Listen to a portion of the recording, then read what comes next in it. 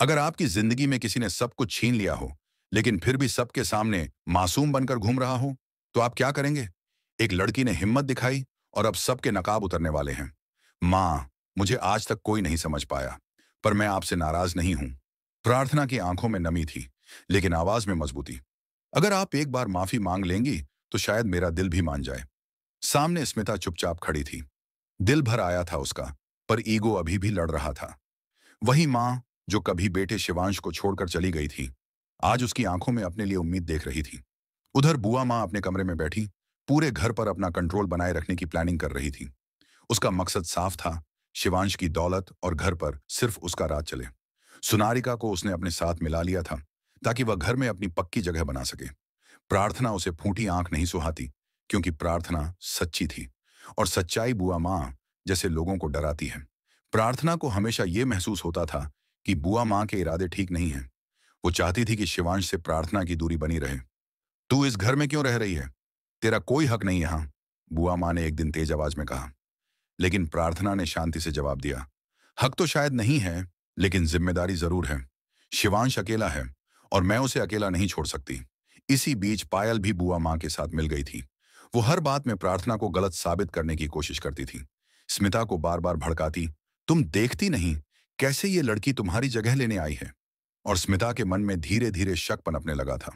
रौनक, जो कभी प्रार्थना का अच्छा दोस्त था, अब खुद उसके लिए कंफ्यूज था। एक दिन उसने प्रार्थना से पूछा, अगर मैं तुम्हारा हो जाऊं, तो तुम्हें बुरा तो नहीं लगेगा? प्रार्थना मुस्कुराई, अगर तुम अच्छे इंसान होते तो नहीं लगता, लेकिन तुम बदल चुके हो रौनक। रौनक को बात चुभ गई। उसे समझ आ गया कि प्रार्थना का दिल अब कहीं और है, शायद शिवांश के पास। सुनारिका, जो बुआ माँ की पसंदीदा थी, एक दिन शिवांश को कॉल करती है, क्या तुम्हें मेरी याद नहीं आती? लेकिन तभी अचानक प्रार्थना सीढ़ियों से गिर जाती है। शिवांश दौड़ता हुआ आता है और उसे बचा लेता है। सब चौंक जाते हैं। ये वही लड़का है जो कभी किसी की परवाह नहीं करता था, और आज प्रार्थना के लिए बेचैन है। शिवांश के दिल में अब प्रार्थना के लिए जगह बन चुकी थी, लेकिन उसका सबसे बड़ा दुश्मन कोई और नहीं, बल्कि उसकी अपनी बुआ माँ थी। स्मिता अब खुद को सवालों में घिरा पाती है। क्या वह अपने बेटे से गलत कर रही है? क्या बुआ माँ वाकई भरोसे के काबिल नहीं? उसका दिल कहता है हाँ। और तभी एक दिन वो प्रार्थना को बुलाकर कहती है, मुझे तुमसे कुछ बताना है। स्मिता जी, प्रार्थना बोलती है, अगर आप चाहें तो सब बदल सकता है। सिर्फ एक बार आप शिवांश को बेटा कह दीजिए। स्मिता की आंखों से आंसू गिरते हैं। मैंने बहुत सालों तक गलती की है, लेकिन अब और नहीं। मैं उसका साथ दूंगी, और मैं तुम्हारा भी साथ दूंगी। प्रार्थना, अब कहानी ने मोड़ ले लिया था। स्मिता ने अपने दिल का दरवाजा खोला, और अब वह प्रार्थना को एक ऐसा सबूत देने जा रही थी, जिससे बुआ माँ की सारी साजिशें बेनकाब हो जाएंगी। क्या आप चाहते हैं कि प्रार्थना बुआ माँ को एक्सपोज करे? अपनी राय हमें जरूर बताएं। अगला भाग पढ़ना न भूलें, जहां बुआ माँ की असलियत के दस्तावेज निकलने वाले हैं।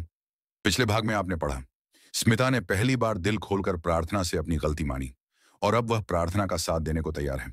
कहानी एक नए मोड़ पर आ गई है। बुआ माँ को अब यह अंदाजा होने लगा था कि स्मिता और प्रार्थना उसके खिलाफ कुछ प्लान कर रहे हैं। वो बेचैन हो उठी। मुझे इन दोनों पर नजर रखनी होगी, उसने पायल से कहा। पायल उसकी सबसे बड़ी हमदर्द बन चुकी थी, लेकिन दिल से नहीं, मतलब से। अगर प्रार्थना को इस घर में जगह मिल गई, तो हमारी प्लानिंग खत्म हो जाएगी, बुआ माँ ने दांत पीसते हुए कहा। वो लड़की बहुत चालाक है, सच्चाई के नाम पर सबको अपनी बातों में फंसा लेती है। उधर स्मिता अब बुआ माँ की पुरानी डायरी निकाल लाती है। इस डायरी में वो सब कुछ लिखा था जो सालों पहले इस घर में हुआ था। कैसे बुआ माँ ने स्मिता और शिवांश के बीच गलत फहमियां पैदा की, कैसे उसने संपत्ति के कागजात अपने नाम करवाने की कोशिश की, और कैसे सुनारिका को घर में घुसाकर प्रार्थना को नीचा दिखाया। ये देखो, स्मिता ने प्रार्थना को वो डायरी दी। ये सबूत है। अब हमें बस सही वक्त का इंतजार करना है। प्रार्थना ने डायरी को ध्यान से पढ़ा। अब अगर शिवांश को यह सब दिखा दिया जाए तो? नहीं, स्मिता बोली, वो अब भी बुआ माँ की बातों में फंसा हुआ है। हमें पहले उसका भरोसा जीतना होगा। शिवांश इन दिनों खुद भी उलझा हुआ था। प्रार्थना के लिए उसके दिल में कुछ तो था, लेकिन जब भी वो कुछ बोलती, बुआ माँ तुरंत बीच में आ जाती। एक दिन उसने प्रार्थना से कहा, तुम क्यों हमेशा मेरी फैमिली के खिलाफ बोलती हो? प्रार्थना शांत रही। मैं तुम्हारे लिए बोलती हूँ, खिलाफ नहीं। शिवांश ने उसकी आंखों में देखा। वो झूठ नहीं बोल रही थी, लेकिन उसे समझने में वक्त लग रहा था। रौनक, जो अब पूरी तरह से पायल के बहकावे में था, प्रार्थना के हर कदम पर नजर रखता। एक दिन उसने बुआ माँ से मिलकर कहा, अगर आप चाहें तो मैं प्रार्थना की जिंदगी से उसे हमेशा के लिए बाहर कर सकता हूं। बुआ मां मुस्कुराई। करो कुछ ऐसा जिससे वो खुद ये घर छोड़ दे। रौनक ने एक प्लान बनाया। वो प्रार्थना पर झूठा इल्जाम लगाने वाला था कि उसने घर के पैसे चुराए हैं। एक सुबह घर में हंगामा मच गया। बुआ मां चिल्ला रही थी, मेरे गहने कहाँ हैं? किसी ने मेरी अलमारी से पैसे निकाल लिए हैं। सबकी नजरें प्रार्थना पर थीं। रौनक बोला, मैंने देखा था। प्रार्थना कमरे से बाहर आ रही थी जब अलमारी खुली थी। प्रार्थना हैरान थी। मैंने कुछ नहीं किया। लेकिन कोई सुनने को तैयार नहीं था। तभी स्मिता आई और बोली, ठहरो। जब ये सब हुआ तब प्रार्थना मेरे साथ थी। घर वालों को झटका लगा। स्मिता ने आगे बढ़कर कहा, और ये रहा सीसीटीवी फुटेज। सब कुछ इसमें रिकॉर्ड है। जब फुटेज देखा गया तो सच सामने आ गया। पायल ही थी जो चुपचाप कमरे में गई थी। शिवांश को गहरा झटका लगा। उसने पायल को घूरते हुए पूछा, तुम ऐसा क्यों कर रही थी? पायल ने कहा, क्योंकि मैं तुमसे प्यार करती हूं और प्रार्थना मेरी राह का कांटा है। शिवांश ने पहली बार किसी के लिए गुस्से में आवाज उठाई। प्यार कभी किसी की इज्जत गिराकर नहीं मिलता। प्रार्थना को देख वह बोला, मुझे माफ कर दो। मैं जानता हूं तुम पर शक करके मैंने गलती की। उस रात स्मिता ने प्रार्थना को एक कागज दिया। ये वो पेपर हैं जिनसे पता चलता है कि बुआ मां ने शिवांश के नाम की प्रॉपर्टी कैसे अपने नाम करवाने की कोशिश की थी। प्रार्थना ने कागज संभाल ली। अब वक्त आ गया है कि इनका सच सबके सामने आए। अगले दिन शिवांश ने प्रार्थना से कहा, मैं जानता हूं कि तुम हमेशा सही कहना चाहती थी, लेकिन मैं ही तुम्हें नहीं समझ पाया। प्रार्थना की आंखों में एक नई चमक थी। वो अब अकेली नहीं थी। स्मिता और शिवांश दोनों उसके साथ थे। बुआ मां अब और भी डरी हुई थी। उसे यकीन था कि अब उसकी सच्चाई ज्यादा दिनों तक नहीं छिपेगी। उसने रौनक और पायल को बुलाया। हमें कुछ बड़ा करना होगा, वरना सब खत्म हो जाएगा। लेकिन अब सबके सामने उसकी साजिशें खुलने ही वाली थीं। पिछले भाग में आपने पढ़ा, प्रार्थना पर लगाए गए झूठे इल्जाम का पर्दाफाश हो चुका है। स्मिता और शिवांश अब उसके साथ हैं और बुआ मां की साजिशें उजागर होने के कगार पर हैं। बुआ मां जान चुकी थी कि अब उसका खेल खत्म हो सकता है। उसका चेहरा बार बार बदलता, कभी मासूम बनती, कभी सख्त। उसने सोचा, अगर अब भी मैं कुछ बड़ा ना कर पाई तो ये घर मेरे हाथ से चला जाएगा। उसने पायल से कहा, अब एक ही रास्ता बचा है, शिवांश को प्रार्थना के खिलाफ करना। पायल ने सहमते हुए पूछा, लेकिन कैसे? वो लड़का दिल से नहीं, मां की बात से चलता है। अगर मैं रो रो कर उसे ये यकीन दिला दूं कि प्रार्थना हमें तोड़ना चाहती है, तो शायद वो फिर से मुझ पर भरोसा कर लेगा। लेकिन अब शिवांश बदल चुका था। जब बुआ मां ने उससे प्रार्थना के खिलाफ कुछ कहा, उसने पहली बार सामने खड़े होकर जवाब दिया। अगर वो गलत होती तो आज मां उसका साथ नहीं देती।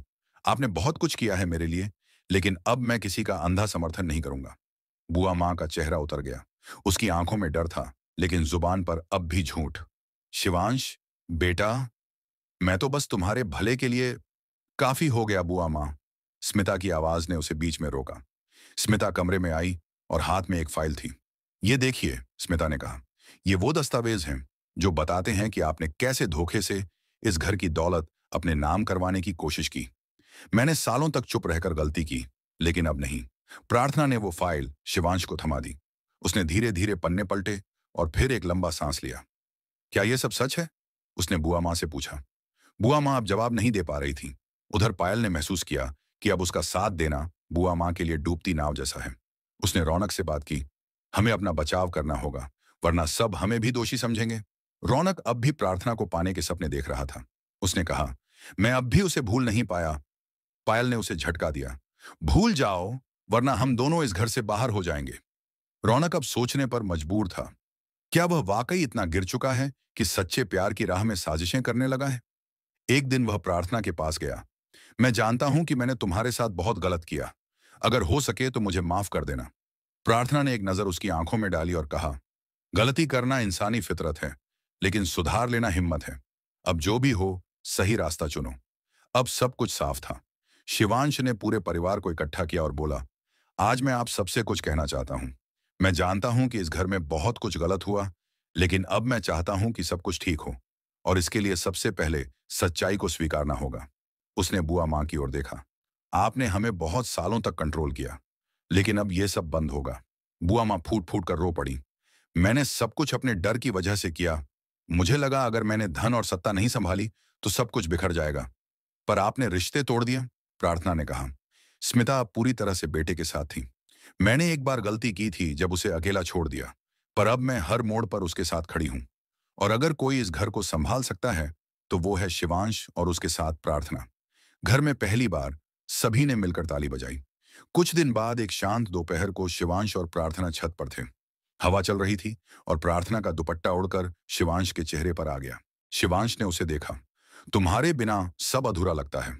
मैं नहीं जानता था कि प्यार यूं भी होता है, जो सच्चाई से जुड़ा हो और जो हमें बेहतर बना दे।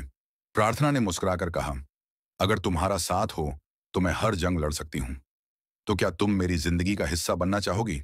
शिवांश ने पूछा। प्रार्थना की आंखें चमक उठीं। अगर तुम हर पल सच्चाई का साथ दोगे तो हाँ। अब घर में सब कुछ बदल चुका था। बुआ माँ को उनकी की सजा मिली। उन्हें घर से निकाला नहीं गया, लेकिन अब फैसले लेने का अधिकार उनसे ले लिया गया। रौनक ने शहर छोड़ दिया और पायल अब खुद को अकेली पाती है। लेकिन प्रार्थना और शिवांश दोनों अब नई जिंदगी की शुरुआत कर रहे हैं। क्या आपको यह मोड़ पसंद आया? क्या आप मानते हैं कि सच्चाई कभी हार नहीं सकती? नीचे कमेंट करके जरूर बताएं।